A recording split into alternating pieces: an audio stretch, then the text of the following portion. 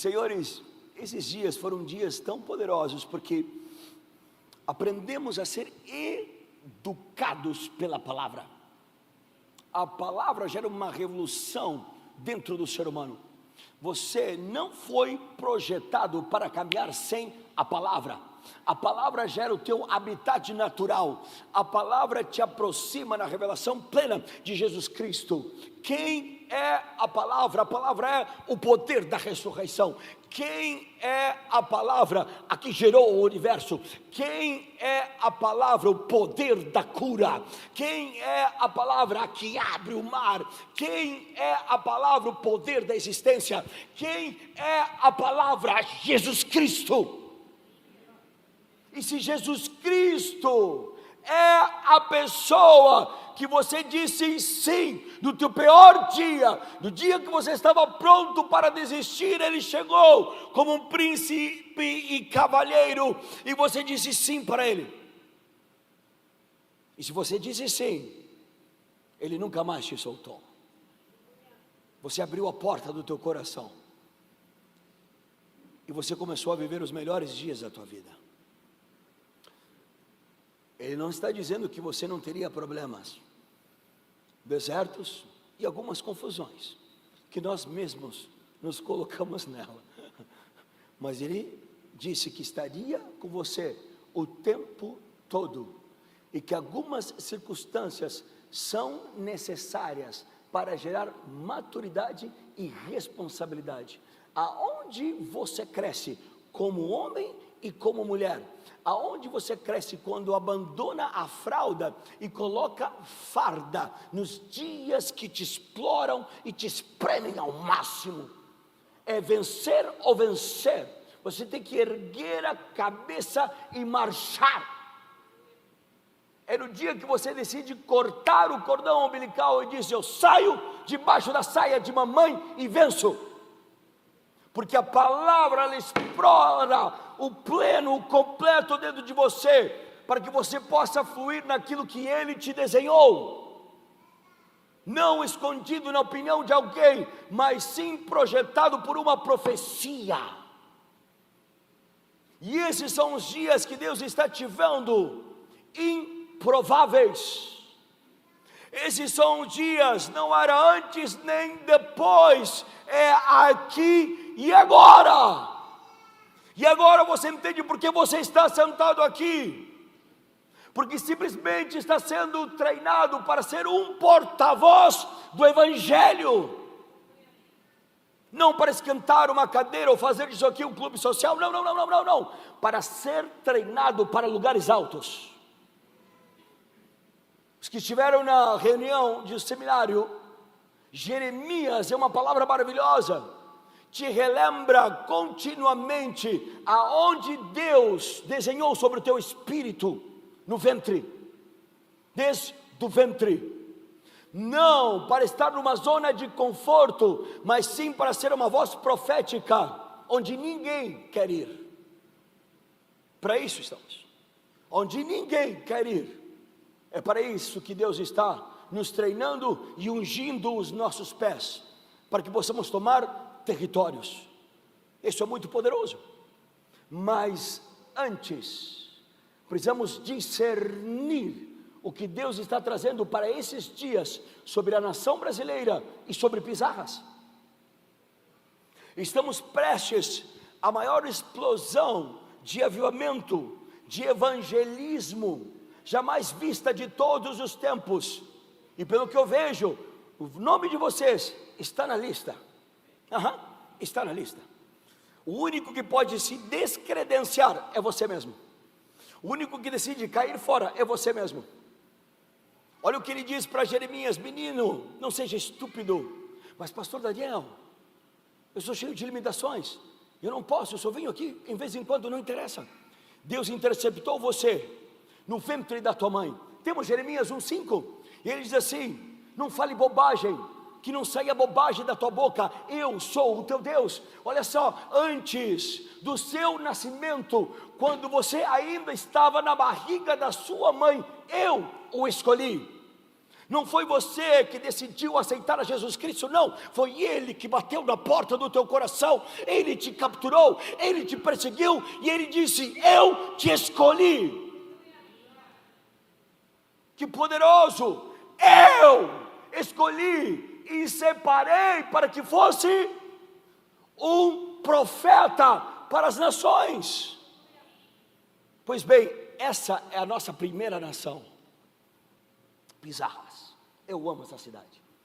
Eu vim de tão longe entregar tudo. Sabe por quê, queridos? Porque é um gigante que nós precisamos tombar sobre essa cidade. Se você não tombar, eu vou tombar. Eu vou arrancar a sua cabeça. Mas o nome que vai estar escrito na história da maior revolução de amor jamais vista sobre essa cidade será o meu e não o seu. E aqui separamos e tiramos os meninos da sala. Ou nos movimentamos para entrar em guerra, ou sentimos a pressão, sentimos medo e nos escondemos. Esse é o momento que nós temos que estufar o peito e dizer: Ele me desenhou. Não foi a tua mãe nem o teu pai, foi Ele, antes que chegasse no ventre. Foi Ele que escreveu sobre o teu espírito. Por isso que eu te pergunto: quem é maior, a idolatria sobre Pizarras ou Deus que te separou no ventre da tua mãe? Quem é maior, a situação que você acha que vai te engolir ou o teu Deus que bate no peito e diz: eu não mandei te escolherem, fui eu que te persegui e te escolhi. Então pare de falar bobagens, porque você não é o que as pessoas estão falando a teu respeito. Você não é as palavras estúpidas que podem sair da boca de um homem que tentou abortar os seus sonhos. Você não é essa pessoa. Você é um escolhido. Você é um escolhido, meu caro amigo que me olha fixamente. Você é um escolhido. Ninguém pode te tocar. Por isso que Ele te interceptou e te fez colocar sentado aí. Ele quer o teu coração. Se você hoje está disposto a ficar sentado, prepare-se. Ele vai gerar autoridade no teu coração. E um dia você estará no meu lugar. Deseje isso. 24 horas. Carregar a sua presença. Não se trata dos teus problemas. Não. Sabe do que se trata? Com alguém que está tentando assinar um contrato com o inferno. Você já assinou o contrato com os céus? Você já disse sim para Jesus Cristo? E quantas pessoas estão indo para o inferno agora? Quanto estão procurando a saída do grito da alma através do suicídio? E você é o profeta. A tua boca está carregada com o poder da existência. A tua boca está carregada para operar milagres. Ou você está preparado para brilhar, porque Ele é a luz e brilhará através de você, ou você fica na plateia assistindo. Uou! Para que seja profeta para as nações. Por isso que hoje construímos um aeroporto nessa igreja. Nós construímos, Will, está me seguindo? Voltei. Eu saio da visão, me emocionei. Construímos uma pista de aeroporto em Pizarras, no mundo espiritual. E como cansamos a preparar um ambiente em inglês, em espanhol, estamos enxergando além. Todo líder de reforma estrutura algo para que quando você chegar no futuro, a colheita está te esperando. O que você está dizendo, pastor Daniel? Davi estava proibido de fazer o templo, não é verdade? Mas ele disse: meu filho Salomão, não se preocupe, porque quando você chegar no futuro, vai estar te esperando ouro e prata para você conquistar, para você construir e estabelecer. Nós trabalhamos com reforma, Will. Quando esses meninos crescerem, tudo estará preparando eles no futuro. Estão sendo treinados baixo o fogo do Espírito Santo. Pegue a sua Bíblia. Abra em 1 Samuel, capítulo 16. Estão na versão NTLH. Uau, Jesus. Seu nome? Alana. Senhores, hoje me acompanha a Alana. Essa será a voz da leitura. Forte aplauso para a Alana, que me acompanha.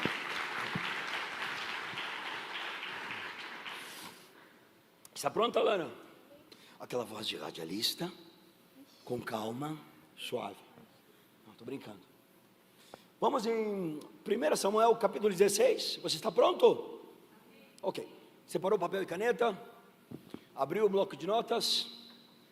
Anote no guardanapo, em algum cantinho. Uma caneta pequena é maior que uma mente brilhante. Não é verdade? Estão prontos? Vamos lá. O Senhor Deus disse a Samuel: até quando você vai continuar a ter pena de Saul? Eu não quero mais que ele seja rei de Israel. Encha um chifre com azeite e leve com você. Depois vá a Belém, até a casa de um homem chamado Jessé, pois eu escolhi um dos filhos dele para ser rei. Segure, preste atenção. O que está abrindo em 1 Samuel capítulo 16. Atenção, Pizarras. O Senhor Deus disse a Samuel: até quando você vai continuar a ter pena? Está dizendo, até quando você vai insistir com Saul, sabendo que eu já tirei a minha mão sobre ele? A pergunta nessa noite é: até quando você vai insistir a ter relacionamentos com pessoas que não estão caminhando baixo os princípios e valores da palavra? Até quando ele está dizendo para o profeta: você está insistindo com alguém que eu já tirei a minha mão? Até quando você vai insistir com a tua amiga que nunca venceu no casamento, ainda está influenciando nos teus ouvidos como você deve administrar o teu casamento? Até quando você vai sentar em mesas que estão negociando os teus princípios e valores? Até quando você vai insistir em lugares que você sabe que Deus não está?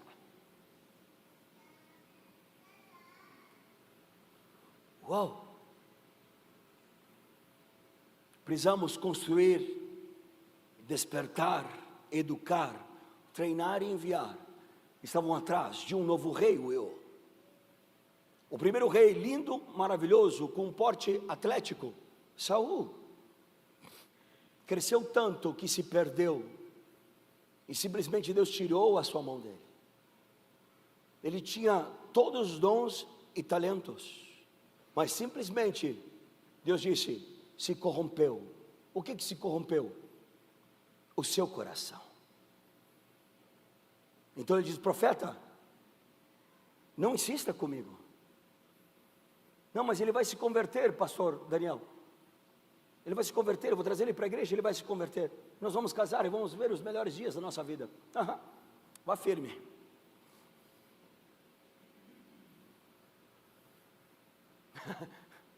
Uau, Jesus. Está pronto para continuar? Olha o que diz. Até quando você vai ter pena de Saul? Eu não quero mais que ele seja rei de Israel. Encha um chifre com azeite e leve com você. Depois, vá a Belém. Temos uma missão aqui. Temos uma estratégia. Até a casa de um homem chamado Jessé, um ponto de encontro. Pois eu escolhi um dos seus filhos para ser rei. Continue. Como posso fazer isso? Respondeu Samuel. Calma. A pergunta é: como podemos fazer isso? Deus tem um projeto e um plano sobre uma nova referência para a liderança dessa cidade, que corrompeu os seus corações, prostituíram os seus altares, se tornaram máquinas de caça-níqueis. Deus está varrendo tudo. Por isso você está ouvindo escândalos em toda a nossa nação, porque os corações da nossa liderança se corrompeu e Deus simplesmente tirou a sua mão. Agora você entende por que você não morreu, porque simplesmente Deus te guardou e te protegeu baixo as suas asas para este momento, porque você não corrompeu o teu coração. Eu saio, passo vergonha, mas não negocio os meus princípios e valores. E a pergunta é: como posso fazer isso? Continuamos. Que pergunta maravilhosa. Se Saul souber disso, ele me mata. O Senhor Deus respondeu: leve um bezerro e diga que você foi lá para oferecer um sacrifício ao Senhor. Convide Jessé para o sacrifício e depois eu lhe digo o que fazer. Você ungido... Preste atenção. Take it easy. Ele nunca te entrega o plano completo. Ele nunca te entrega o plano completo. Ele deu uma parte A do plano. Ele diz: vá, encha o chifre com azeite. Temos um ponto de encontro na casa de Jessé. A missão é descobrir qual dos seus filhos que vamos estabelecer como rei. Eu já o escolhi. Se direcione, chame Jessé junto com você. Vá até a cidade para que vamos fazer sacrifício. E depois eu te digo o que deve de fazer. É descansar e confiar no comando do Eterno. É não ser mimado para saber tudo e despertar o quê? Ansiedade que corrói os nervos, quero saber tudo. E por que não está acontecendo hoje? Por que não vai acontecer amanhã? Calma.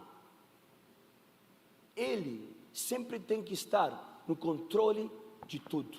A partir do momento que num plano celestial você coloca a tua mão, a força humana estraga. Continuamos. Você ungirá como rei aquele que eu indicar. Samuel fez o que o Senhor Deus havia mandado e foi a Belém. Quando chegou lá, os líderes da cidade foram tremendo encontrá-lo e perguntaram: a sua visita é de paz? Olha aí que poderoso. Os que dominavam a cidade olharam para Samuel. A patente que Samuel carregava era muito perigosa. Ele disse: meu Deus, Samuel se movimentou, alguém ele vai executar. Se o profeta chegou aqui, juízo está trazendo. O que ele está dizendo? Sempre que Deus te dá um plano, Ele não te entrega por completo, Ele sempre te dá por partes, para que você entenda que você não depende da força do seu braço, mas sim da fé, da expectativa e da esperança, e da dependência nele, que sem ele você não consegue fazer nada. Mesmo que Saul esteja te ameaçando, mesmo que você tenha decretos que querem te paralisar, você simplesmente obedeça. A obediência gera autoridade na sua vida. Quando ele se movimenta em âmbito governamental. O que é um âmbito governamental? Você mexe com as estruturas que decidem ou que ditam as regras sobre uma cidade. Quando Samuel desembarca com um espírito governamental, ele abala as estruturas da cidade, aonde os maiores líderes vêm ao seu encontro. Quando chegam no seu encontro, diz: a sua chegada aqui é de paz? Diz: fica tranquilo, é de paz. Cada vez que nós nos movimentamos carregando obediência em pureza e santidade, primeiro nós afetamos o governo. O que você está dizendo, pastor Daniel? É bem simples. Vocês lembram da história de Zaqueu? Ok, muito bem. E se não lembra, tema de casa. Jesus Cristo vinha com toda a sua comitiva, Bruno, e a cada passo a multidão crescia, Tony, crescia, até que Jesus Cristo está em partido, e olha, e tem alguém trepado numa árvore, parecia um anão de jardim. E você está fazendo o que, Zaqueu? Desça, meu amigo, hoje vou jantar na tua casa. O povo ficou completamente indignado. Diz: não pode ser. Como? Jesus Cristo, o Messias, vai sentar na mesa do cobrador de impostos? ele rouba o nosso dinheiro. Se Jesus Cristo se deixa levar pela opinião do povo, ele não bate em âmbito governamental. Calma, não se apresse. O que Jesus Cristo estava dizendo: eu estou sentando na mesa, numa guerra espiritual com um homem forte, que detém o dinheiro para a sociedade. Quando Jesus Cristo senta na mesa de Zaqueu, quebra o seu coração, porque quem é maior? Jesus Cristo, não Mamão. Jesus Cristo esmaga a potestade que estava retendo a abundância e prosperidade do povo. E quando quebra as forças que estavam detendo o dinheiro, o que Zaqueu diz? Devolverei 4 vezes mais do que eu roubei do povo. Se Jesus Cristo não bate em âmbito governamental, até o dia de hoje, o povo estava perecendo. Então você não se movimenta pelas opiniões alheias da necessidade, você se movimenta por um decreto dos céus, pelo que Deus desenhou sobre o teu espírito, não sobre o que os outros estão opinando, fofoqueiros e abutres sobre a tua vida, mas sim sobre o que a palavra está falando a teu respeito. Ele bate aonde? Âmbito governamental. Ele quebra o poder que está segurando o dinheiro, e o povo prospera. 4 vezes mais do que ele pegou do povo foi liberado. Você me entende? Por isso que muitas vezes você não entende os movimentos dos céus. Sempre será governamental, em mesas que decidem regras sobre a sociedade. E quando Samuel desembarca, ele afeta onde? A estrutura que lidera a economia, a educação sobre a cidade. Continuemos. A sua visita é de paz? Sim, respondeu ele. Eu vim oferecer um sacrifício a Deus. Purifiquem-se e venham comigo. Ele mandou que Jessé e os seus filhos se purificassem e os convidou para o sacrifício. Olha que poderoso. O que ele diz? Sim, respondeu ele. Eu vim oferecer um sacrifício. Eu vou construir uma mesa. Eu vou ditar as regras. Eu vou montar um banquete. E aqui vai rolar um sacrifício. Mesa governamental. Que poderoso. Olha o que ele está dizendo. Purifiquem-se. Venham comigo. Ele mandou que Jessé e os seus filhos se purificassem. Sempre que Deus está te movendo em âmbito governamental, Ele irá te fazer passar num momento tão profundo com o Espírito Santo, para que ele desperte em você pureza e santidade. Não há como nós gerarmos uma revolução de avivamento sobre pisarras, se primeiro não batemos no governo, coração da liderança, de quem dita as regras sobre essa cidade. Meus amigos, eu acredito, e já estive lá, por isso que eu falo com tanta paixão. É uma questão de tempo, porque a oração traz isso, o coração deles.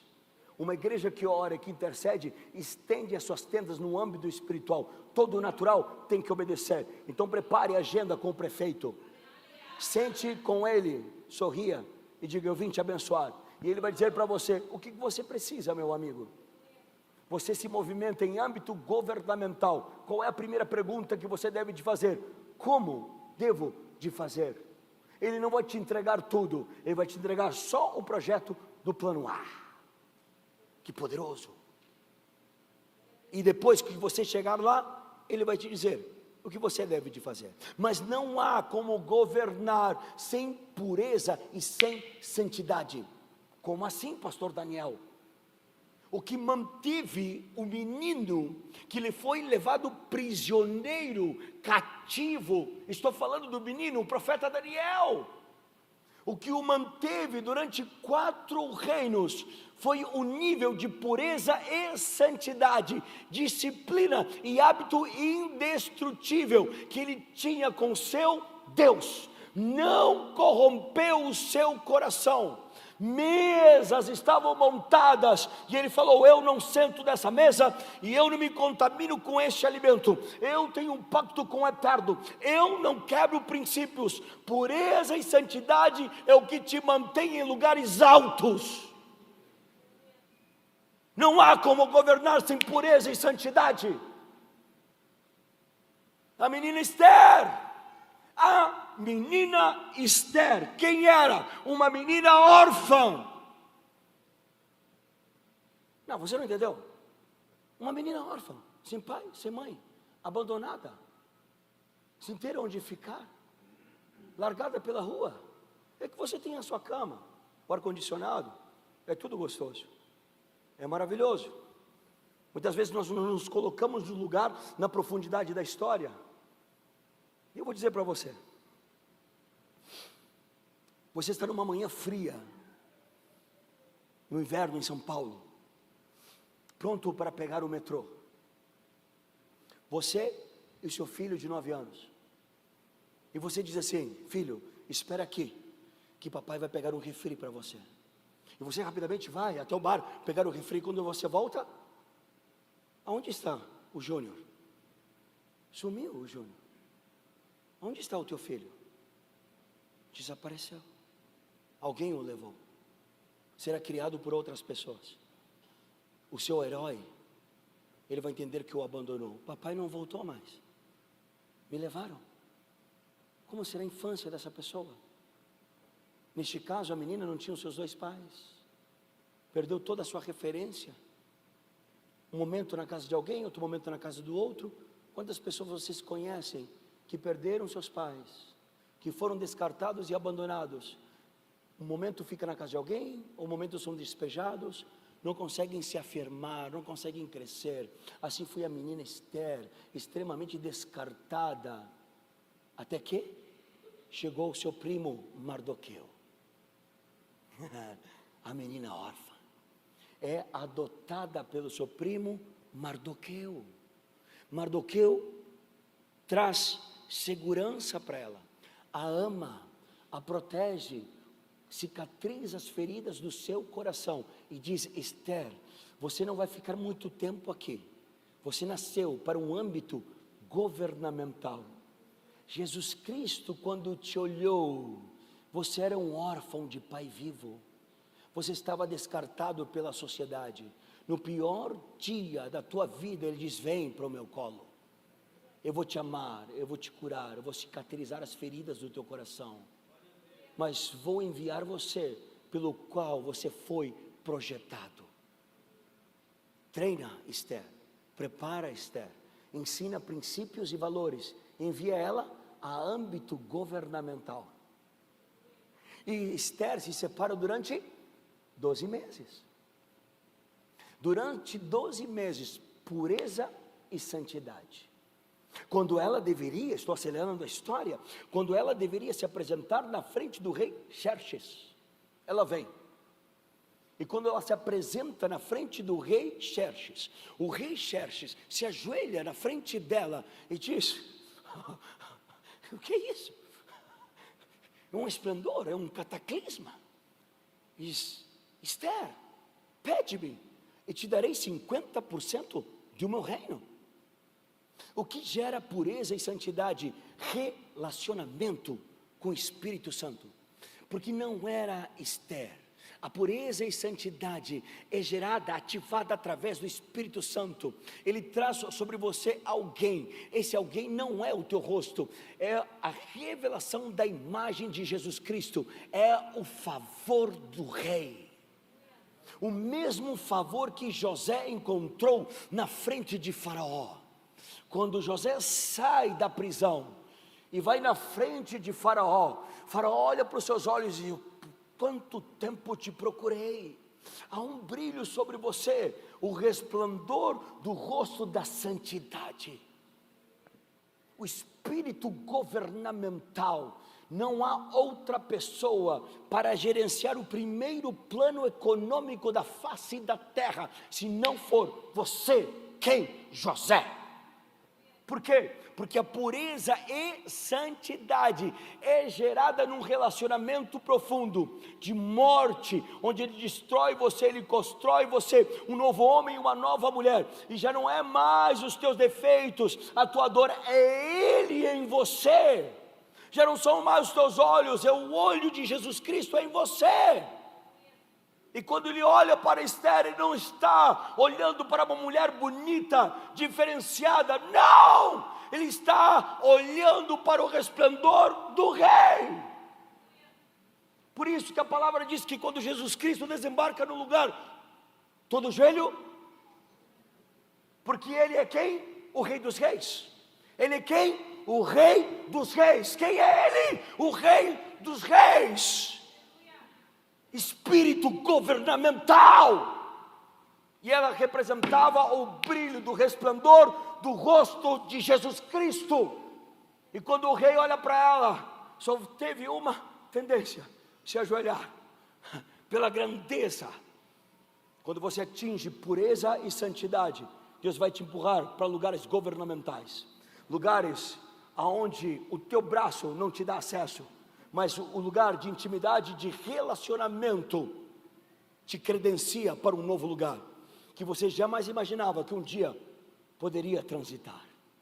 Que pureza, que santidade, Will, que Davi tinha, que José tinha, que Daniel tinha, permaneceu durante 4 governos, 4 governos, o que o fez permanecer? Pureza e santidade.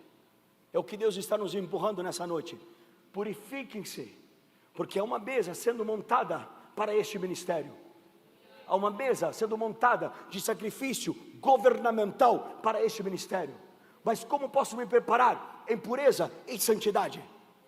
Vamos para frente, pureza e santidade. Ele mandou que Jessé e os seus filhos se purificassem, e os convidou para o sacrifício. Próximo capítulo. Quando eles chegaram, Samuel viu Eliabe, um dos filhos de Jessé, e pensou: este homem que está aqui na presença de Deus, o Senhor certamente é aquele que o Senhor escolheu. Não é assim que Deus escolhe. Deus está dizendo para Samuel: número 1, nós estamos falando de alguém de alto gabarito, um profeta de alto nível. Ele chega e o disciplina no início do capítulo. Até quando você vai insistir com pessoas? Número 2, quando ele olha para o filho mais velho de Jessé, diz: peito duplo, de academia, alto, loiro, olhos claros, é ele.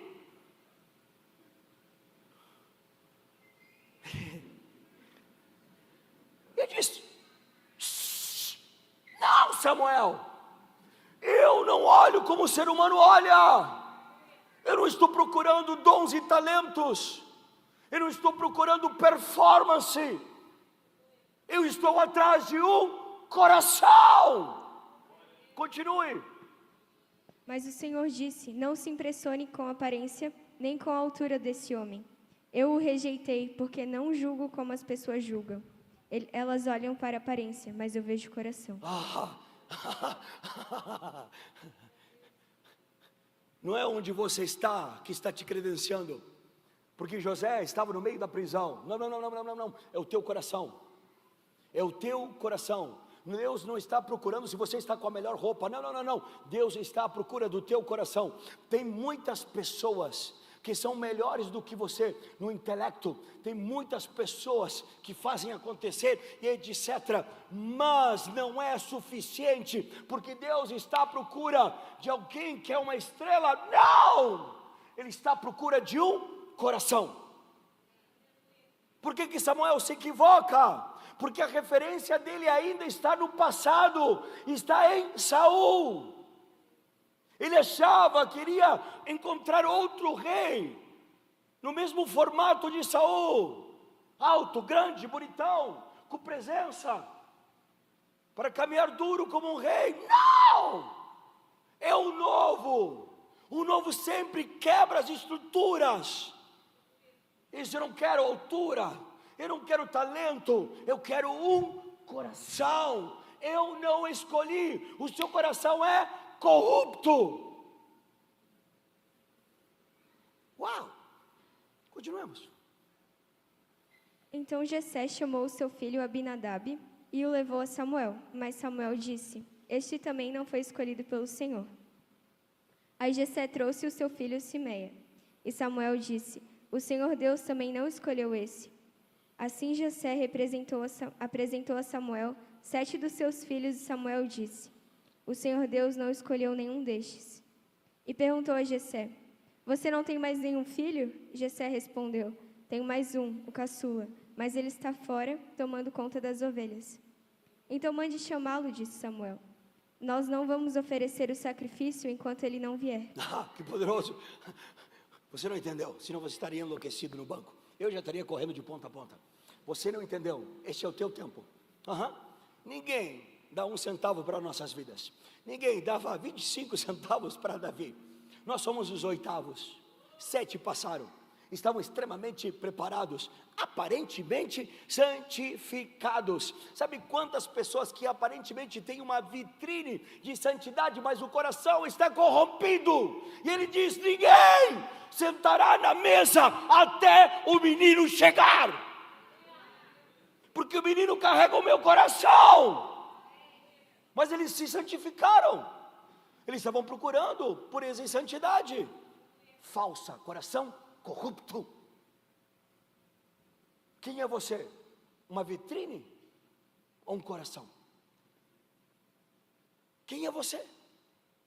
Vivendo uma vida de fantasias, aparentando uma cidade, uma santidade, mas no oculto, brincando com o pecado. Aonde está o teu coração? Quem é você? A mesa estava pronta, os 7 já estavam purificados para sentar, mas não tinham um coração apto. E ele diz: ninguém vai sentar na mesa até o menino chegar. Você não entendeu? Deus está dizendo para você: há uma mesa te esperando, Will. Há uma mesa te esperando, Tony. Ninguém está autorizado a sentar. Nos olhos humanos parece que tem mais preparo do que você, mas não se deixe levar pelos teus olhos. Ninguém vai sentar na mesa até o Tony chegar.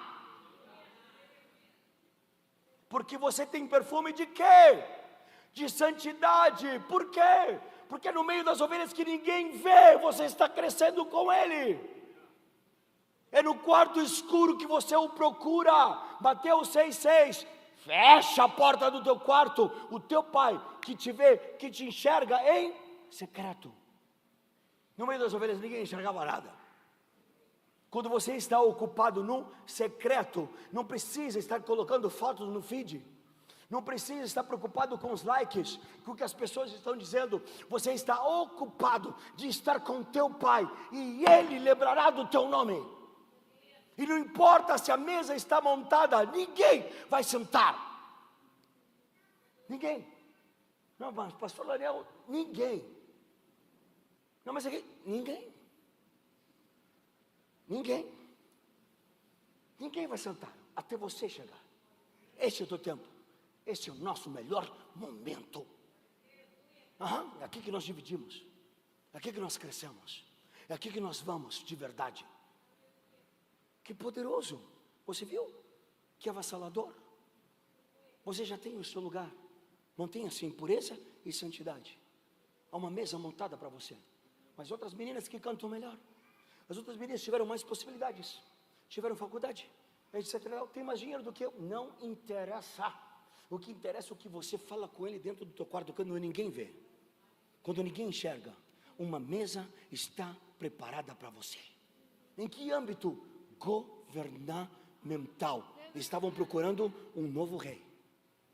Deus está à procura do teu coração para te colocar em lugares governamentais. Não seja menino, não seja estúpido de se diminuir. Lembro de Jeremias? Não fale bobagem. Não fale bobagem. Mas o meu tempo, o meu momento, as circunstâncias, o lobo que está batendo, não fale bobagem. Ele escolheu você. A pergunta é: Senhor, o que tu queres me ensinar nesse processo que eu estou vivendo? Dai-me discernimento para saber atuar em nível de sabedoria. O que tu estás me ensinando, perguntava José no meio do buraco. O que tu estás me ensinando, agora que eu estou indo preso? Nós não íamos aguentar nem a segunda parte. Nós já íamos querer largar fora já indo preso. Não é? O que tu queres me ensinar agora que as coisas estão boas na casa de Potifar? O que tu queres me ensinar agora que estou preso? Pergunte-se, Senhor, o que tu queres me ensinar agora? No aqui e agora, nesse momento que eu estou vivendo. Que poderoso. Continuamos?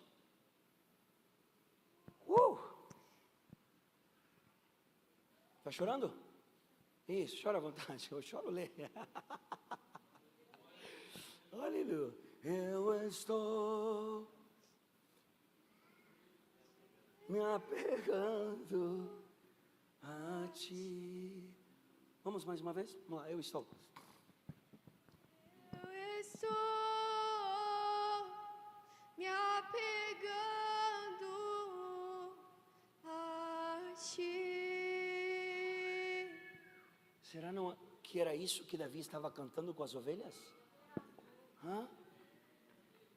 Será que não era isso que José cantava dentro da prisão? Será que não era isso que Pedro cantava na prisão? Será que não era isso que Paulo cantava na prisão? Feche os olhos, escute, vamos, eu estou. Eu estou me apegando a ti.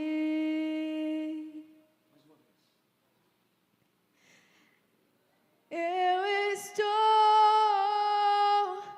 me apegando a ti. Diga, diga, diga. Eu estou me apegando a ti. Mais uma vez. Eu estou me apegando a ti.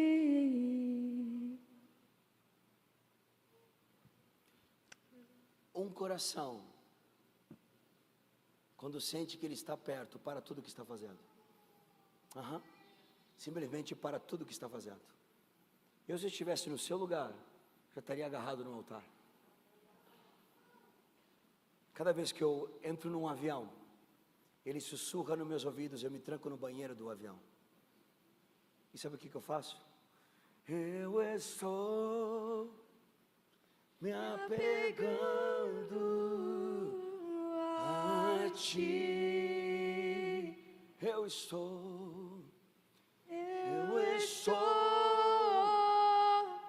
me apegando a ti.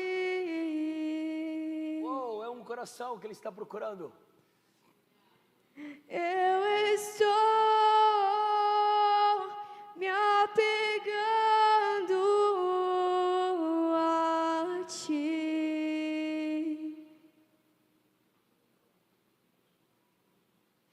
Eu estou me apegando a ti.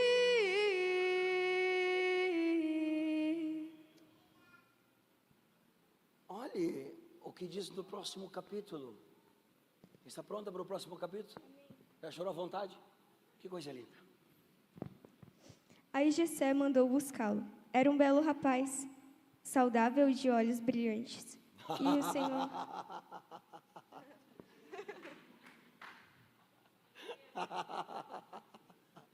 Ele tinha os olhos brilhantes. Queridos, você me desculpe. Nós não somos evangelistas nem nada. Nós somos essa loucura aqui. Nós não ficamos pregando para as pessoas, você sabe? Nós somos catalisadores. Às vezes nós estamos em algum lugar e as pessoas dizem: ei, cara, tem alguma coisa diferente. Ele é artista. Vou contar uma história para vocês. Estávamos com o Gabi em São Paulo. Estávamos ficando num condomínio e chegamos às 4 da manhã e ninguém queria deixar a gente entrar no condomínio. Aí eu digo, por que a gente não vai para um posto de gasolina, tomar um café até amanhecer e depois a gente volta? Éramos 7. Estávamos fazendo uma turnê em São Paulo. E aí, não, vamos esperar aqui. Ligávamos para casa do nosso hóspede e tal, do nosso anfitrião, e não atendia. E digo, por que não vamos para o posto? Tem um posto ali em Alphaville, nós vamos lá tomar um café. E não sei o que, vamos para o posto. Chegamos no posto, sentamos, a gente adora aquele cafezinho do posto. Parece que o café fora de casa é melhor sempre, né? Não é verdade? Nossa, eu tenho um bar. E aí estamos tomando café, etc. E os meninos se vestem de uma forma diferente. As atendentes do posto perguntaram, vocês são músicos? E eu, o velho do rolê, estou sentado no balcão, num canto, tomando meu café. E os meninos num canto, vocês são um artista? Quem vocês são? Leandro Soares, enfim, contando o que os meninos fazem. E aí uma das atendentes me diz assim, e o senhor o que faz? Eu digo, eu sou vidente.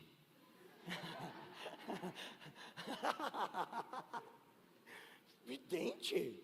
E ela diz, duvido. Eu digo o quê? Que o senhor é vidente?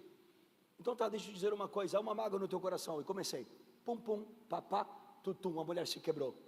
Quando a mulher se quebrou, parece que algo entrou dentro da loja de conveniência, Will.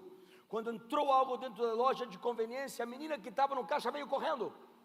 Quando ela veio correndo, eu digo, eu tenho uma palavra para você. Quando eu falei, eu tenho uma palavra para você, eu olhei nos olhos dela, ela se escondeu no canto do balcão e fez assim. Quando ela fez assim, eu quase pulei por cima do balcão, fiquei de pé no banco e falei, essa é a mesma coisa que você faz desde os 8 anos de idade, quando você escutava gritos dentro da tua casa. E ela se quebrou. Porque você carrega algo que é mais poderoso do que você. É Ele que te dá ordem, Ele que te gerencia. Algo gritava no seu peito, algo gritava no peito do Gabi, no meu peito, vão para o posto de gasolina. E os nossos olhos brilhavam, como leões selvagens. Que elas olharam algo em vocês, o que vocês fazem? E nós as capturamos. Assinamos 2 contratos com os céus. Elas disseram sim a Jesus Cristo. Uau! Os teus olhos brilham. Os teus olhos brilham. Você vai vender algo, você vai trabalhar e quando olhar, oi, tudo bem, meu amigo? O que você tem? Pega ele. Deixa eu te dizer uma coisa. Final de semana participei de um seminário de oração. Eu só pensava numa pessoa, em você. Quero te apresentar um cara muito louco. Jesus Cristo fez uma revolução na minha vida. Não é religião, é um relacionamento. Se me permite 30 segundos, eu só quero orar pela tua vida. Não, mas é que eu sou fulano, eu faço aquilo, eu sou de outra religião. Ok, tudo certo. Só deixa eu orar por você. Aí nós pegamos ele. Quem é maior? Bota a mão no peito e diz, só quero te abençoar. Você e a sua família. Posso? Posso. E aí nós entramos. É aí que nós ganhamos. É assim que acontece. Não na religiosidade, nem na força do braço, não a goela abaixo. Você é um catalisador da sua glória. Você carrega algo nos teus olhos. Quantos de vocês já passaram por algum colega que se aproximou? Diz, olha, eu sei que tu é crente, estou passando um momento um pouco mais áspero na minha vida. Eu acho que você pode me ajudar. Os teus olhos brilham. Os olhos do menino brilhavam. Continua. Diz que era um belo rapaz, saudável e de olhos brilhantes. Se perdeu, não tem problema, se acha. Estamos no 13, vamos para o 13. E o Senhor disse a Samuel, é este mesmo, unja-o. Samuel pegou o chifre cheio de azeite e ungiu Davi na frente dos seus irmãos. E o Espírito do Senhor dominou Davi, e aquele dia em diante ficou com ele. E Samuel voltou para Ramá. Ele foi ungido, ele foi apartado, separado, e o Espírito do Senhor veio sobre ele e nunca mais o abandonou. Quem é esse Espírito? Hã? O auxiliador, o Espírito Santo. Quem é esse Espírito? É o que está dentro de você. Quem é esse Espírito? É aquele que intercede quando você está dormindo. Quem é esse Espírito? É o Espírito que fazia os olhos do menino brilhar. Quem é esse Espírito? O que te faz ter favor, o que te faz prosperar onde ninguém prospera, é o que protege a tua família, te guarda da morte. Quem é esse Espírito? A pessoa do Espírito Santo, o teu melhor amigo. A partir daquele dia, nunca mais o deixou. Nunca mais o deixou. O que credenciou Davi para ser o novo rei? Estar num lugar onde ninguém o enxergava, no meio das ovelhas, abrindo o seu coração, fazendo as suas orações. Não se preocupe, enquanto nós estamos aqui, alguém está lembrando de você.